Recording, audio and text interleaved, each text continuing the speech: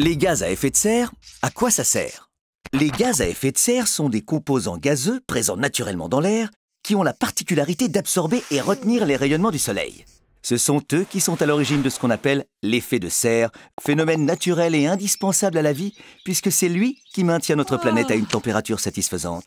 Seulement, voilà, une partie de ces gaz à effet de serre est générée par l'activité humaine. Et depuis le début du XXe siècle, elle s'est beaucoup développée. Résultat, la concentration des gaz à effet de serre dans l'atmosphère n'a cessé d'augmenter. Le climat se réchauffe, les catastrophes climatiques se multiplient, et il va bien falloir faire quelque chose. Les élevages laitiers, ils sont concernés? En France, les émissions de gaz à effet de serre sont principalement liées au transport et au bâtiment. L'agriculture, elle, arrive en troisième position.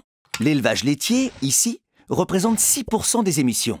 Ces 6% sont principalement composés de méthane, de dioxyde de carbone et de protoxyde d'azote. La moitié est due à la digestion de la vache. Quoi? Comment ça, nous on pollue? Eh oui, car si la vache a le pouvoir de transformer des fourrages non comestibles par l'homme en lait, leur digestion et décomposition libèrent dans le même temps du méthane. Oh, mais c'est ignoble! Mais non, c'est naturel. L'autre moitié des émissions est due à la gestion des déjections et la fertilisation des cultures, l'énergie utilisée et les produits achetés. Bref, tout ce qui est nécessaire au bon fonctionnement d'une ferme.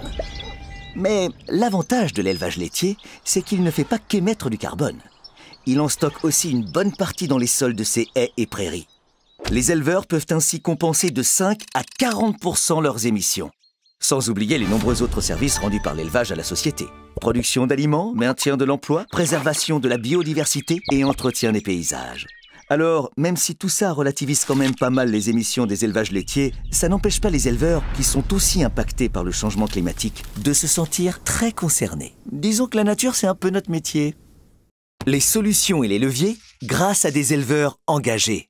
Heureusement pour tout le monde, il existe dans l'élevage laitier de nombreux leviers pour réduire ses émissions de gaz à effet de serre. Bah alors, qu'est-ce qu'on attend? Par exemple, mieux valoriser le pâturage, introduire des légumineuses et privilégier des aliments produits en France, voire produits à la ferme. En local, quoi. Ajuster les doses d'engrais aux besoins, épandre des engrais naturels produits à la ferme, adopter des pratiques ou du matériel moins énergivore, ou même devenir producteur d'énergie renouvelable, recouvrir sa fosse à lisier et méthaniser les déjections.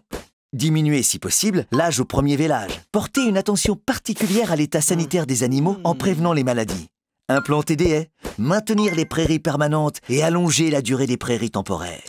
L'ambition de toute la filière est de réduire son empreinte carbone de 20% d'ici 2025. Et pour y parvenir, la démarche ferme laitière bas carbone a déjà permis de diagnostiquer des milliers d'éleveurs afin d'identifier les leviers d'amélioration les mieux adaptés à leur ferme.